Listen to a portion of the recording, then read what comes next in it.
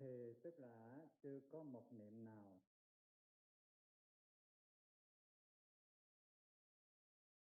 thoại đạo, là chưa có câu thoại đó,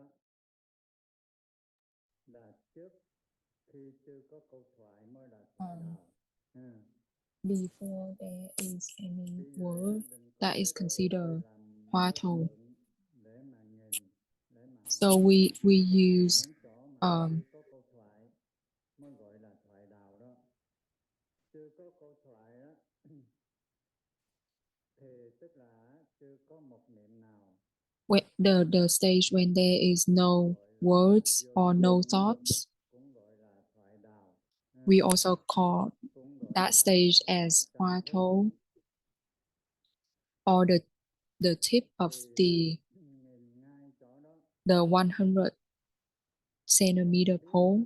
Nhưng mà không phải là hoàn toàn chỉ At that point, biết, nhưng mà là có cái tánh ham biết, muốn biết mà biết không nổi. we are in the stage of unknown, Biết không nổi. and with our nature Không cho of tìm hiểu để wanting biết, to know. không cho đi suy nghĩ để biết. However, we are not allowed to Thoại mà để biết. go looking for the answer. We are not allowed to analyze the question. Muốn biết mà biết không. So we in a stage that where we want to know but we cannot know. That is called the doubt.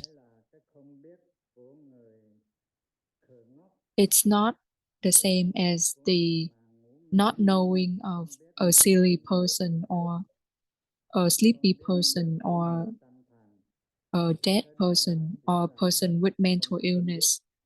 Those are just regular not knowing, but they don't carry the nature of wanting to know. But for the people where they don't know but they want to know, but then they use their brain to analyze things, that is called suspicion, not doubt. So the doubt in Zen is where we don't know, but we cannot know, but we are not allowed in ourselves to go looking for the answer. That is called doubt. If we use the brain to understand, to analyze, to think, that is called suspicion. It's not doubt.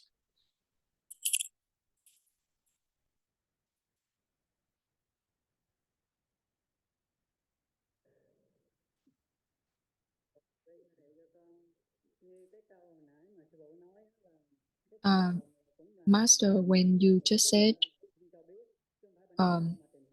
Hautou is the thought where we're not allowed to know. So you said we use the unknown, the not knowing to end the knowing. Then why do you know so much? So what you know, is it your knowledge or is it the know of the Buddha nature? Can you please clarify? So my knowing is to end your desire to want to know. My knowing, there's no beginning. It's also equivalent to no birth.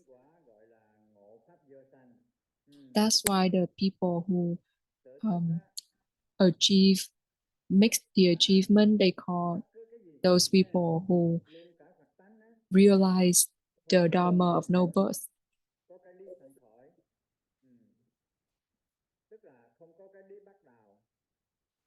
So there is no beginning for any Dharma, including the worldly Dharma. That's why the Buddha said, use the word no beginning.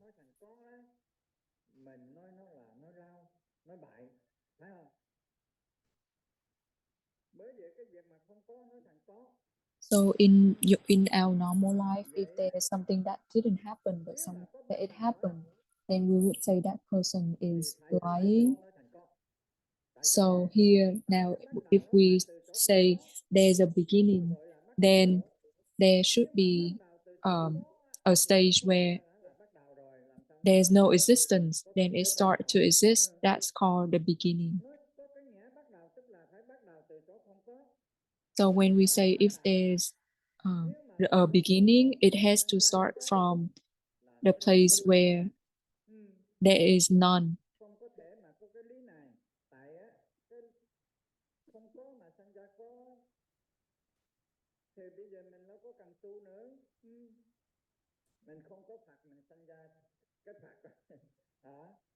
But in reality, it's not true. You know, if we say it didn't exist, now it exists, then we don't even need to practice anymore. Because the reality is there is no beginning. And that's why we call the people who attain enlightenment is the people who realize the noble Dharma. Everything in the universe, there's no beginning to each of them.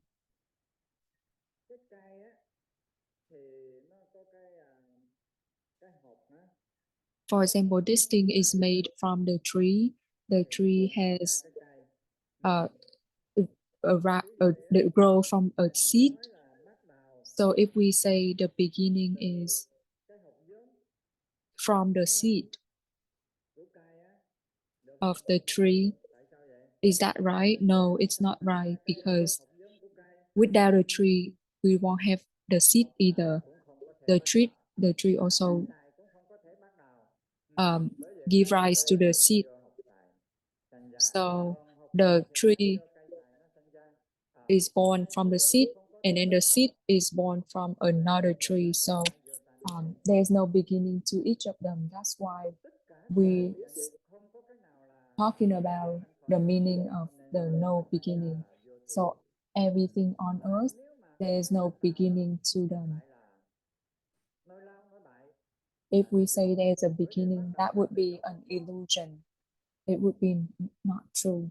Because if we say if there's a beginning, it has to come from a stage where nothing exists. But in reality, if it comes from a place where something else exists, then it's not a beginning. Just like if we talk about the mango tree, we need the mango seed to have the mango tree. The master, you said all good or bad karma, it only exists in the dream.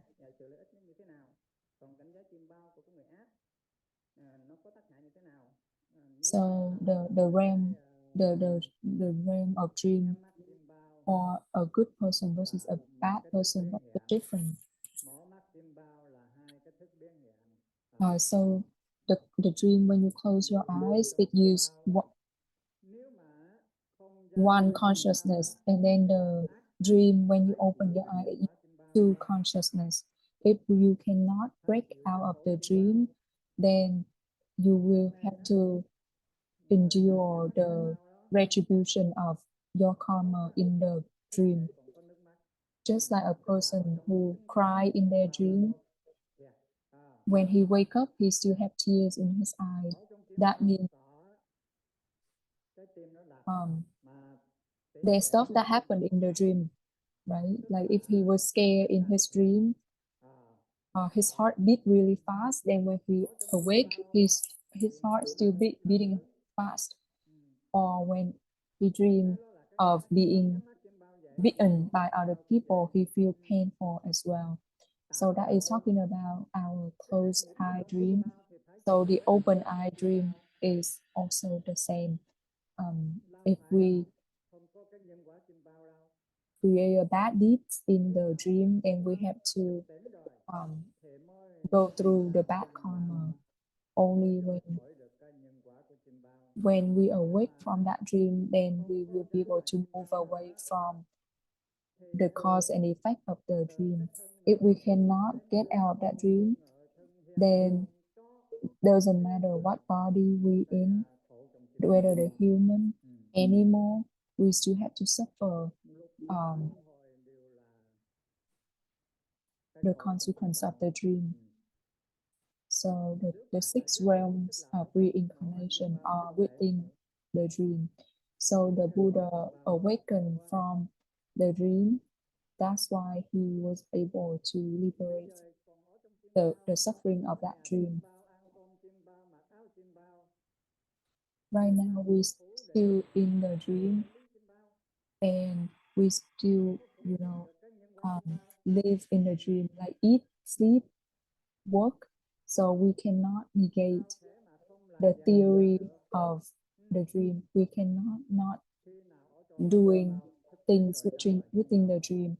Only when we can awake from that dream, we don't live in that dream anymore.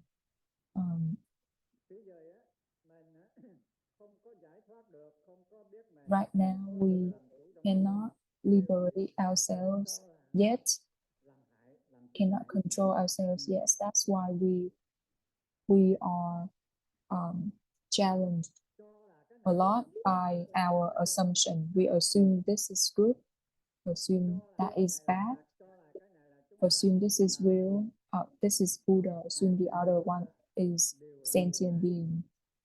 All of our assumptions are obstacles because the Buddha nature is always there without any assumption. Right now, we still use our own idea, or we use somebody's idea, even the idea coming from the words of the Buddha, and regard those words as ultimate principle. That is still obstacles.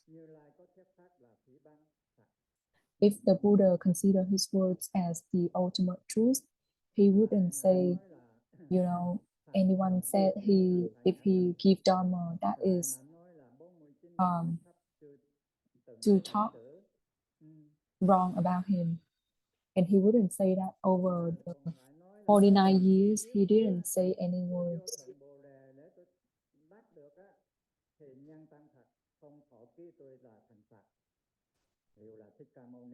And he wouldn't say that if there is the ultimate Bodhi to attain, then I wouldn't be certified by the previous Buddha to be a Buddha.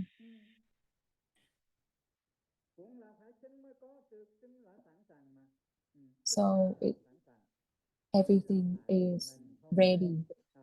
We don't need to attain anything to have it. It's just because we don't believe and we keep making assumption this and that we create our own obstacle. In reality, it's very simple. We just need to not assume anything.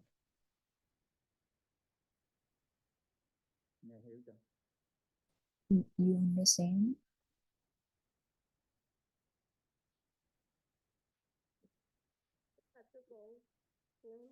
Dear Master, yesterday I asked, but my question wasn't clear. Could I ask again?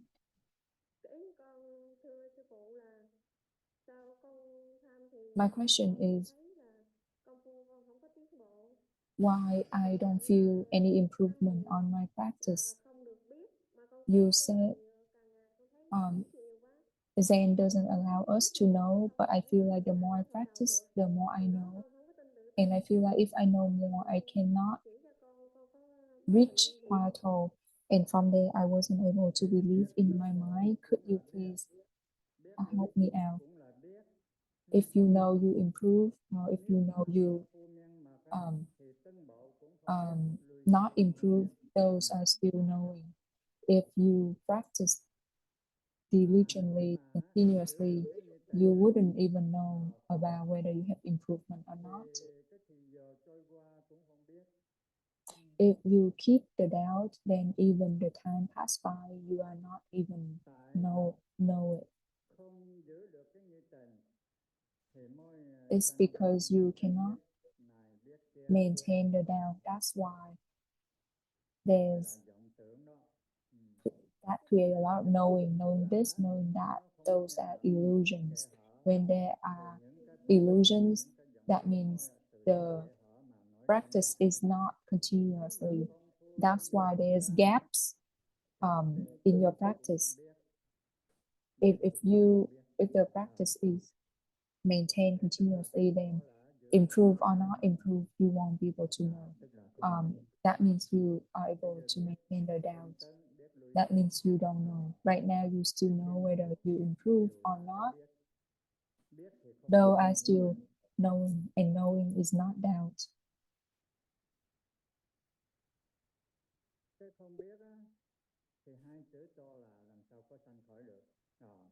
If there's the knowing, the unknowing, then the assumption won't arise.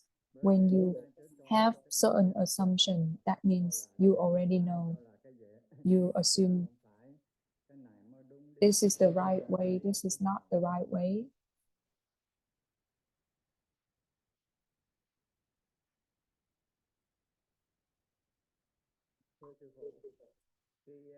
The master, when I use, I look at the place of not knowing,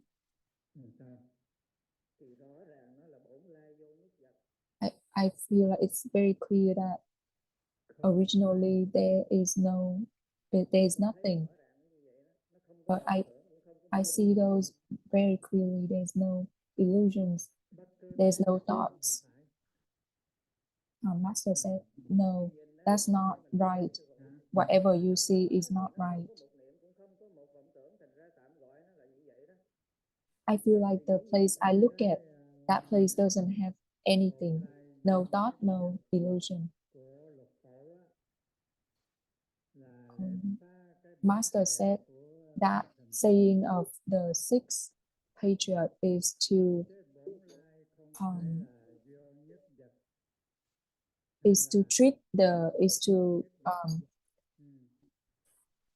go is for the verse of Master Thông. Yes or no is still duality. The essence, the original essence has no duality.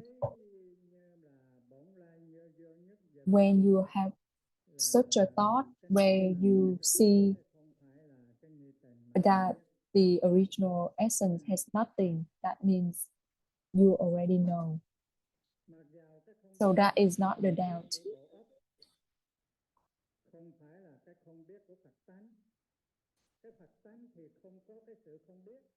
So what the unknowing we are talking about is the unknowing of the brain, not the unknowing of the Buddha nature, because the Buddha nature always know.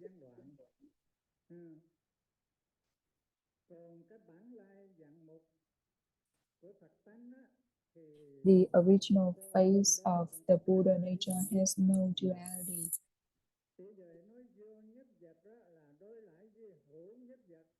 When you say there's nothing, it's a dual side of there is something. So that words that the sixth page use is to use against the attachment of Master Thông. That doesn't mean what he means is the original essence has nothing. However, if you want to reach this stage, it's still difficult. If you see that the original essence has nothing, but you don't cling on to that stage as a good stage, then it's used in the good place. But if you attach to that stage, then that will be an obstacle for your practice. But you have to practice. If you don't, you won't be able to reach this stage, but you have to know that this stage is still not the ultimate destination. Thank you, Master.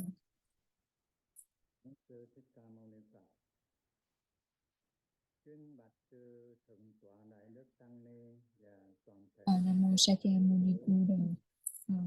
We are monastics and Buddhists. Right now is the time to answer questions of Patriot. Then anybody has any questions, please ask.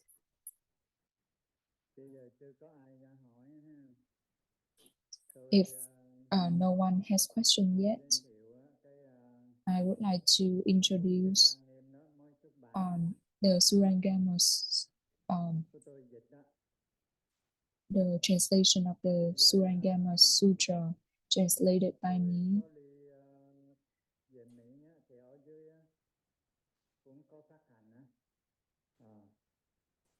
If I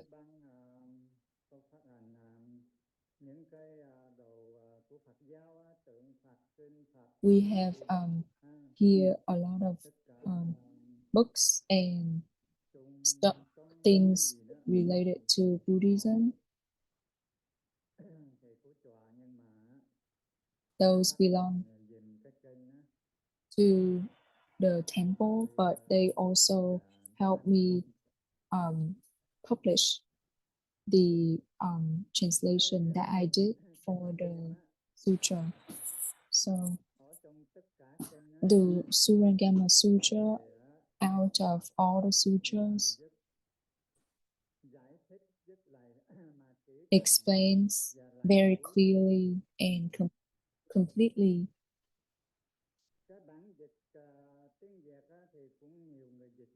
The Vietnamese translation has been done by a lot of people.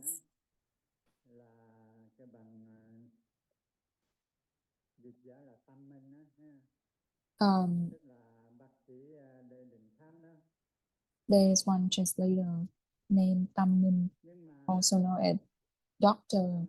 Lê Đình Thắng. Tam Minh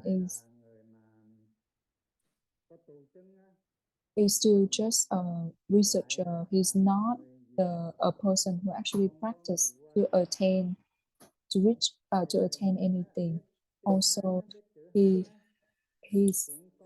a Vietnamese. He's not Chinese, so his knowledge of the Chinese letters do have some limitations. That's why when the sutra is translated from the Indian language to Chinese, we need the Indian people and the Chinese people. Same thing when it's translated to Vietnamese. We need both in Chinese and Vietnamese. However, a lot of the sutras translated from Chinese right now didn't involve any Chinese, only Vietnamese.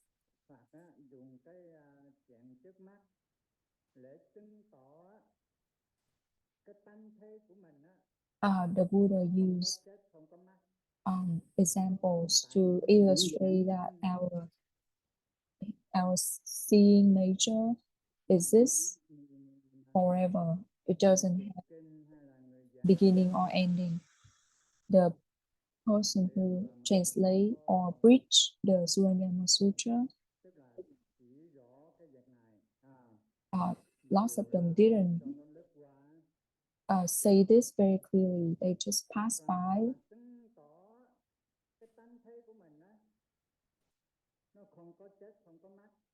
How did the Buddha show that our seeing nature exists forever without interruption, without birth and death? That was thanks to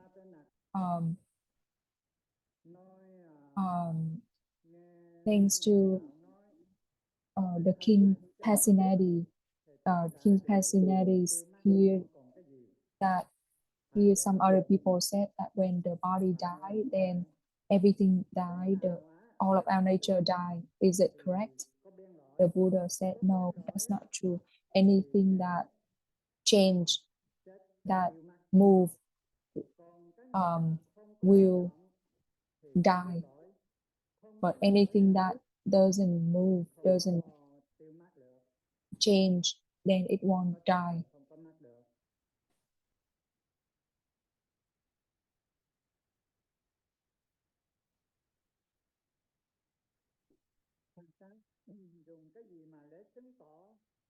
So how did he show that our seeing nature doesn't have birth and death?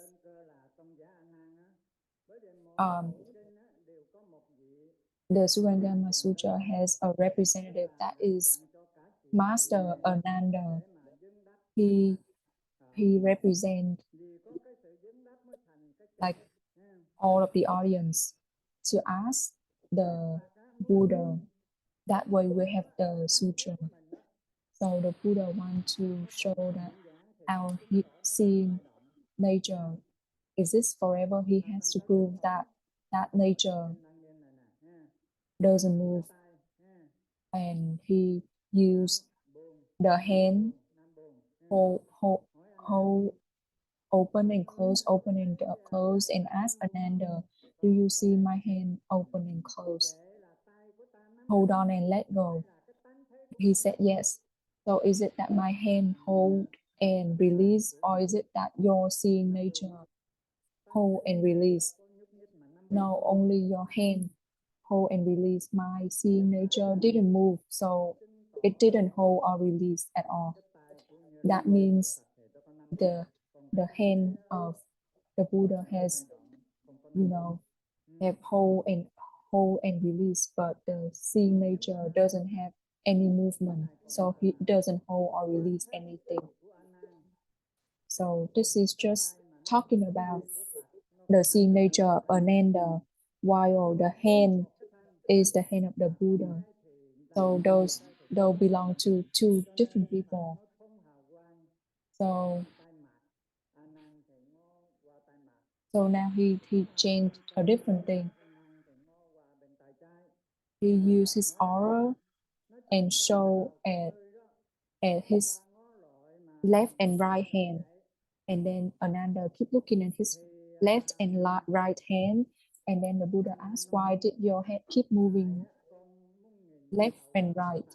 Ananda said, because I want to see your aura. That's why I keep looking left and right, and that's why my head moved.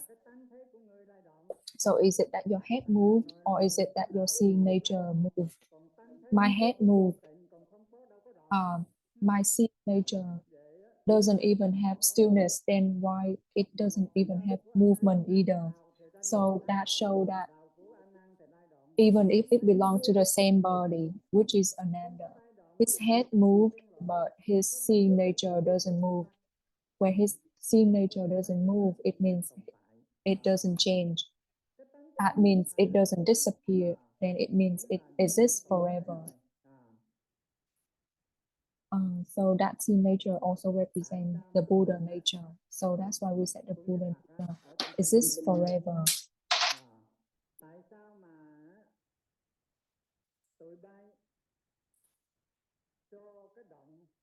What the Buddha said, why you assume that the movement is your body, the movement is the realms we are in, but reality, what really us is, has no movement, has no change. It exists forever and never disappear. That is the real us.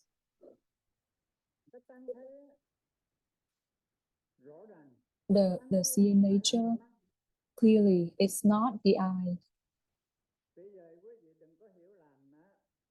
Please don't misunderstand and confuse that the seeing nature is the eye. The Buddha want to prove that. He proved it in this sutra as well. How did he prove it? He also used the arm. So he used the arm and hold tie his fist and ask another,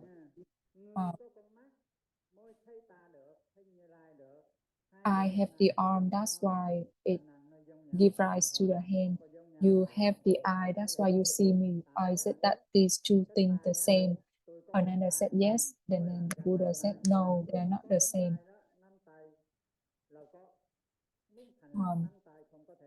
So the reason why I have a fist is because I have the hand. However, for you, even the people without an eye, they still have their seeing nature. If you ask someone who doesn't have eye, what do you see? That person will say, I see darkness. Ananda said, if they see darkness, how can we say they see it? Because people normally assume that darkness means seeing nothing. The Buddha keeps saying, a person has eyes and live, say, in a dark room without any light. Does that person see darkness in that room? Ananda said yes. Then a person has the eye and see darkness versus a person without eye and see darkness. Is it that the two darkness are different? Ananda said no, they are the same. So a person who doesn't have eye now, they have eye and they can see everything clear. Is it that the eye see it? Ananda said yes. Then how about a person who stay in a dark room, doesn't see anything? Now you turn the light on and he can see things. Is it that the light has eyes and can see? Ananda said no. And Ananda at that stage got confused.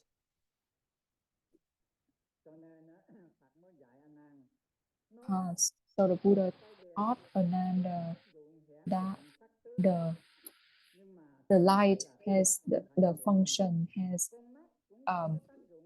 its function is to show things around, but it's not the one who see. The thing that see is the eye. Same thing. The eye, its function is to show things, but the subject of the seeing is our seeing nature, not the eye.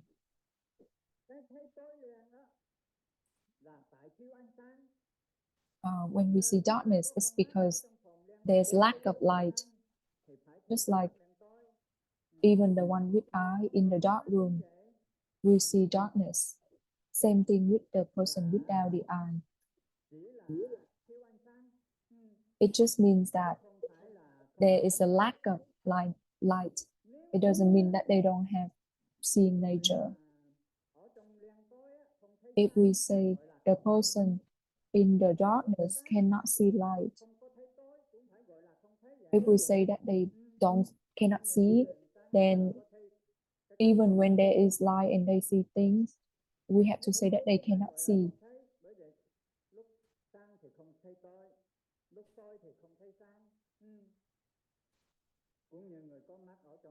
So not seeing means that you cannot see light, you cannot see darkness either.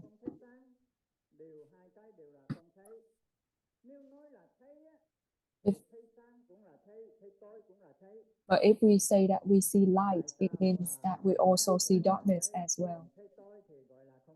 But why do people keep saying, if they see something, they see it. If they see darkness, they say they don't see anything. That's not true.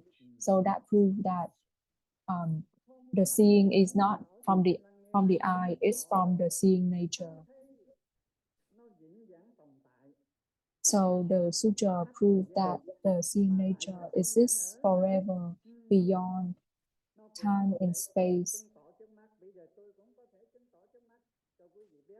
I can also prove it to you now.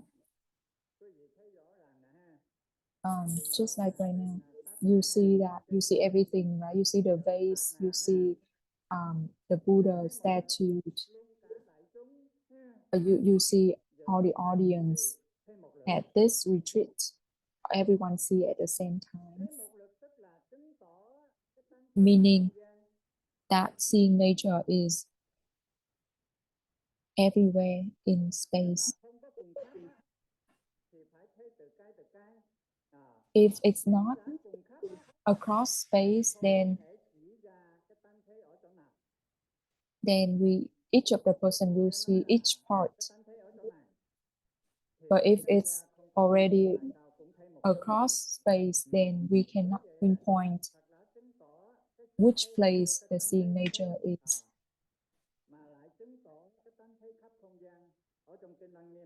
That's why the Buddha was able to prove that the seeing is from the seeing nature. And when he asked Ananda to figure out where is that seeing nature, he couldn't figure it out. It's because that seeing nature is across space.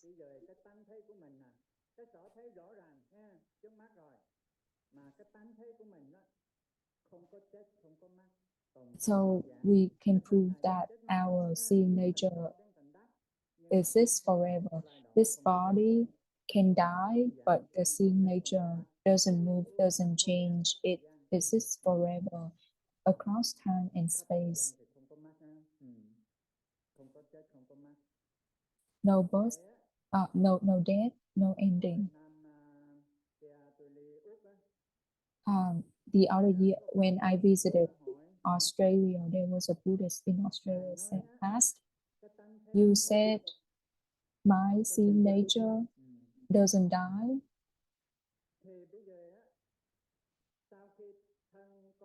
Then after I die, where is my seeing nature?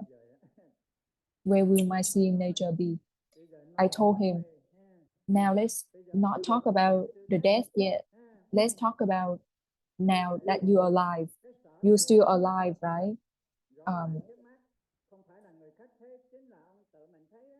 The subject of your seeing is you can be clear about the subject of your seeing, correct? You can see everything around you. The subject of your seeing is because your seeing nature see those. Now can you pinpoint where is your seeing nature now?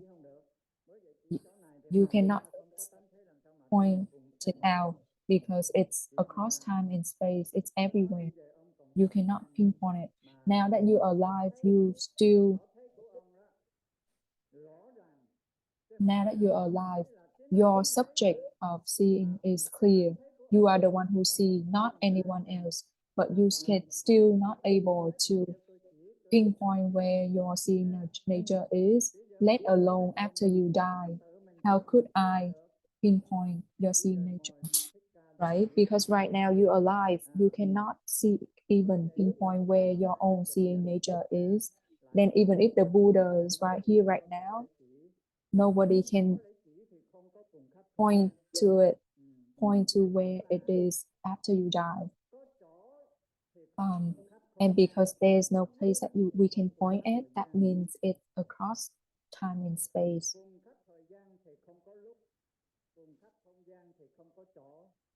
So across space means there's no place. Across time means there's no timeline. Because if we point at this place, does it mean that at the other place it doesn't exist? If we point at that place, does it mean it doesn't exist at this place? It's not true. It's everywhere.